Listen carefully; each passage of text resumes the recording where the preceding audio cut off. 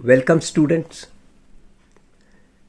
Class 9 Mathematics Paper 2 Chapter 1 Basic Concepts in Geometry. हम practice set 1.1 देख रहे थे. लेक्चर नंबर 2 में हम प्रैक्टिस सेट 1.1 को आगे कंटिन्यू करेंगे. फर्स्ट लेक्चर में हमने प्रैक्टिस सेट 1.1 के 3 क्वेश्चन देखे थे. अब हम फोर्थ क्वेश्चन को शुरू करने जा रहे हैं. On number line points A B C are such that distance A C is equal to 10, distance C B is equal to 8. Find distance A B considering all possibilities. Student उसने number line पे ये ए B सी 3 points दिए हैं. Distance A सी दिया 10, distance C B दिया 8.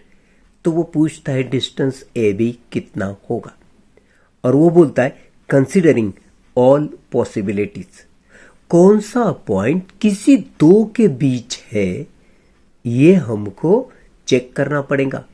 वो all possibilities, तो possibilities क्या क्या है उस हिसाब से हम सब पॉसिबिलिटी चेक करेंगे. डिस्टेंस ए सी दिया 10, डिस्टेंस सी बी दिया 8. अब हम देखो पॉसिबिलिटी नंबर 1 देखते हैं. क्या हो सकता है? ए और सी के बीच में बी हो सकता है. That means A B C ये कोलिनियर तो है, लेकिन ए और सी के बीच में बी हो सकता है. ये पहली पॉसिबिलिटी की. तो हम इसको किस तरह से लिखेंगे? Distance A B plus distance B C is equal to लिखेंगे distance A C. A B तो ढूंढ के निकालना है. फिर ये जो डिस्टेंस बी सी है मैं राइट हैंड को लेके जाऊंगा. अगर मैं ये डिस्टेंस बी सी राइट को लाता हूं तो वो माइनस होगा. इसका मतलब distance A C minus distance B C. अब ये दो डिस्टेंस तो तुमको मालूम है, लिखिए. ए सी है 10, बी सी है 8. सब्ट्रैक्शन की, वो आ गई 2. इसका मतलब डिस्टेंस ए बी हो गया 2. वो लिखा मैंने, distance A B is equal to 2. दूसरी बात, पॉसिबिलिटी बदल के देखते हैं. Possibility number 2. अब ए और बी के दरमियान अगर सी होगा तो चेक करते ही ये पॉसिबिलिटी. तो हम इसको कैसे लिखेंगे? Let A dash C dash B, मतलब distance A C plus distance C B is equal to distance A B. अब ए बी तो तुमको निकालना है. ए सी तुमको मालूम है 10, सी बी तुमको मालूम है 8. डिस्टेंस ए बी हो गया इनकी एडिशन 18. तो डिस्टेंस ए बी निकालना था. सेकंड पॉसिबिलिटी हमने देखी, उससे आता है डिस्टेंस ए बी 18. अब थर्ड पॉसिबिलिटी बची, वो थर्ड पॉसिबिलिटी भी देख लेते हैं क्या होती है. अगर ऐसा हुआ तो बी और सी के बीच में अगर ए होगा तो ठीक है, ये भी पॉसिबिलिटी चेक करते. सो बी डैश ए डैश सी, अगर ये पॉसिबिलिटी हमको चेक करनी है तो हम क्या लिखेंगे? Distance A B plus distance A C is equal to distance B C. अब ए बी तो निकालना है. ये ए सी अगर मैं राइट को लेके जाऊंगा तो माइनस होंगी. लिखूंगा कैसे मैं? Distance B C minus distance A C. अब वैल्यू सब्स्टिट्यूट करो. डिस्टेंस बी सी 8 है माइनस डिस्टेंस ए सी 10 है. अगर ये सब्ट्रैक्शन करोगे तो वो आएंगी -2. किसी दो पॉइंट्स के बीच का distance non negative real number होगा. अब ये तो नेगेटिव आ गया. इसका मतलब क्या हुआ? This is not possible. क्यों? ये दो पॉइंट्स के बीच का डिस्टेंस तो नेगेटिव आ रहा है. नेगेटिव नहीं चलेगा. वो लिखे हमने as distance between any two points is a non negative real number. किसी दो पॉइंट्स के बीच का डिस्टेंस हमेशा पॉजिटिव रियल नंबर होना चाहिए। जीरो चलेगा, रियल नंबर में जीरो भी आता है, जीरो चलेगा, लेकिन नेगेटिव नहीं चलेगा। पहले पॉसिबिलिटी में हमने डिस्टेंस ए बी 2 ये देखा था, और दूसरे पॉसिबिलिटी में हमने देखा डिस्टेंस ए बी 18 आता है। क्वेश्चन नंबर 5 की तरफ पढ़ते हैं। Points X Y and Z are collinear such that distance X Y is equal to 17, distance Y Z is equal to 8, find distance X Z. अब यहां पे एक्स वाई जेड कोलिनियर बता रहा है, डिस्टेंस एक्स वाई 17 दिया, Y Z 8 दिया, तो हमको एक्स जेड निकालना है। ठीक है, तो अब देखिए distance X Y 17, distance Y Z 8 ये हमको दिया। अब पॉसिबिलिटी ऐसी समझते हैं, अगर ये कोलिनियर है तो एक्स और जेड के बीच अगर वाई होगा, पहली पॉसिबिलिटी ये ली, तो हम इसको कैसे लिखेंगे, X Y plus Y Z is equal to X Z. X Y हमको दिया 17, वाई जेड दिया 8, तो एक्स जेड पूछा, तो डिस्टेंस एक्स जेड कितना हुआ, 17 प्लस 8 दैट इज 25।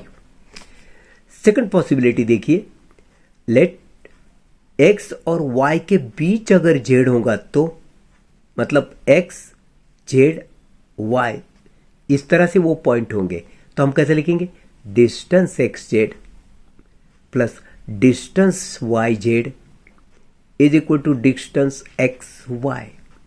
ठीक है, अब distance X Z is equal to, ये हम राइट को लेके जाएंगे, तो distance X Y minus distance Y Z ऐसा होगा। वैल्यू सब्स्टिट्यूट करो, एक्स वाई है 17, वाई जेड है 8, सो डिस्टेंस एक्स जेड कितना हुआ, 17 माइनस 8 यानी 9, so distance X Z is equal to आ गया 9।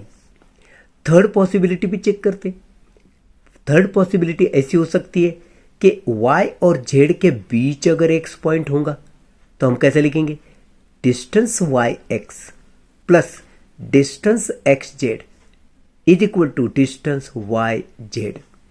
ठीक है, अब एक्स जेड तो हमको निकालना है, तो फिर हम ये वाई एक्स डिस्टेंस राइट को लेके जाएंगे, तो कैसा होगा, distance X Z is equal to distance Y Z minus distance Y x.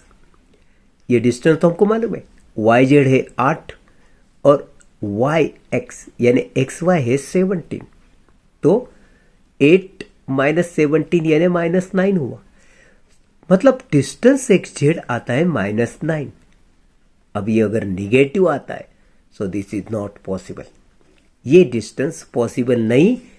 इसका मतलब हो गया कि ये अरेंजमेंट पॉसिबल नहीं है, यानी y और z के बीच में x नहीं हो सकता, ये इसका मतलब हुआ।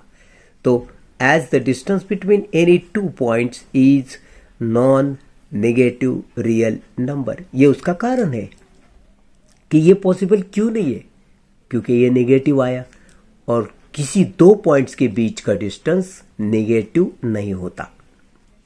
क्वेश्चन नंबर 6 देखिए, sketch proper figure and right the answers of the following questions.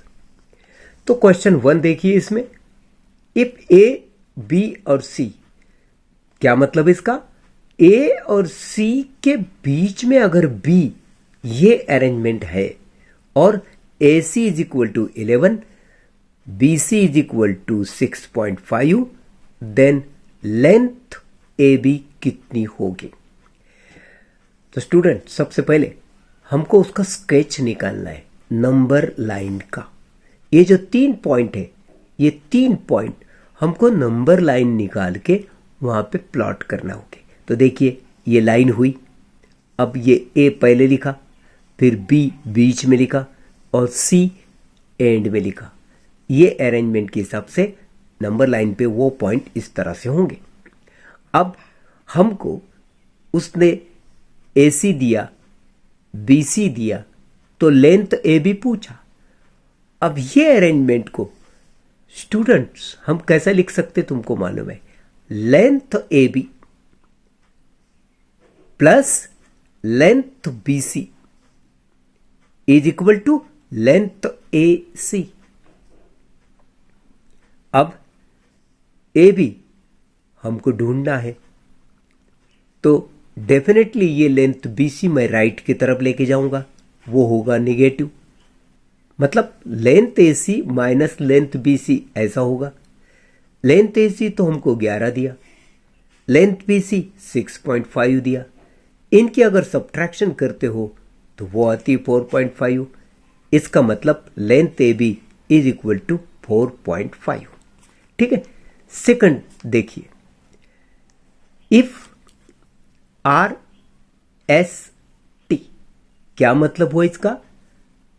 S ये पॉइंट R और T के बीच में है। अब यहां पे हमको लेंथ ST दिया 3.7, लेंथ RS दिया 2.5 और लेंथ RT पूछा। ठीक है, तो अभी हम फिगर ड्रॉ करते। R, S और T, ये नंबर लाइन निकाली। R और T के बीच में S को लिखा, ये देखो ये बीच में S। अब length RS plus length ST is equal to length RT। ठीक है, RS कितना दिया 2.5, ST कितना दिया 3.7, इनकी एडिशन कितनी आएंगी 6.2, तो इसका मतलब लेंथ RT हो गया 6.2। थर्ड और लास्ट क्वेश्चन उसने इस पे क्या पूछा? इफ XYZ, अगर ऐसे 3 पॉइंट है, यानी X और Z के बीच में अगर Y है, तो हमको उसकी फिगर निकालनी। और लेंथ XZ दिया 3√7, लेंथ XY दिया √7, then length YZ is equal to हमको पूछा। तो सबसे पहले फिगर ड्रॉ करते, उसका स्केच निकालते। देखिए X और Z के बीच में Y लिखना है, इधर X इधर Z और बीच में मैंने Y लिखा। अब इस हिसाब से तुम कैसे लिखोगे? Length XY plus length YZ is equal to length XZ। अब तुमको YZ यहां पे वो पूछ रहा है, तो इसका मतलब YZ को लेफ्ट हैंड साइड में रखो और XY को राइट हैंड साइड को लो। अगर XY length right hand side को लोगे तो वो निगेटिव हो जाएंगी। सो XZ माइनस XY, XZ कितना है 3√7, XY कितना है √7। अब स्टूडेंट्स जाहिर सी बात है 3√7 में से एक √7 जाएगा तो 2√7 बचेंगे। So length YZ is equal to हो गया 2√7। लास्ट क्वेश्चन देखिए, which figure is formed by 3 non collinear points. अगर जो 3 पॉइंट्स आपको दिए वो नॉन कोलिनियर हुए, मतलब एक रेखा में नहीं है, तो उससे कौन सी फिगर फॉर्म होगी? If 3 points are non collinear points then the figure formed is triangle. देखिए for example points A, B, C ये 3 नॉन कोलिनियर पॉइंट्स है, मतलब एक रेशियो नहीं है, then the figure is as follows. अब ये अगर 3 एक रेशियो में नहीं है तो एक इधर होगा, एक इधर और एक इधर। स्टूडेंट्स एक बात ध्यान में रखिए, कोई भी 2 पॉइंट हमेशा कोलिनियर होते। हाँ, 3 पॉइंट कोलिनियर है या नहीं ये तो नहीं बोल सकते, लेकिन कोई भी 2 पॉइंट हमेशा कोलिनियर होते। अब जैसे कि ये देखो A और B 2 पॉइंट है, कोलिनियर है। जैसे कि ये BC देखो कोलिनियर है। जैसे कि ये A और C देखो कोलिनियर है, यानी एक रेशियो है। तो 2 पॉइंट हमेशा कोलिनियर होते, लेकिन 3 पॉइंट होंगे भी या नहीं भी होंगे। अगर नहीं है तो वो इस तरह से होंगे A, B, C। अब इनको अगर हम ज्वाइन करते हैं तो ये फिगर जो मिलती है वो होगी ट्रायंगल। प्रैक्टिस सेट 1.1 यहाँ पे खत्म होता है। 2 पार्ट्स में प्रैक्टिस सेट 1.1 मैंने बनाया है। अगर आपने पहला पार्ट नहीं देखा है तो स्टूडेंट्स प्लीज पहला पार्ट देखिए। स्टूडेंट्स, आपने ध्यान से ये लेक्चर को सुना, देखा, इसलिए आपका दिल से मैं शुक्रिया अदा करना चाहता हूँ और मिलते हैं नेक्स्ट लेक्चर में। नमस्कार।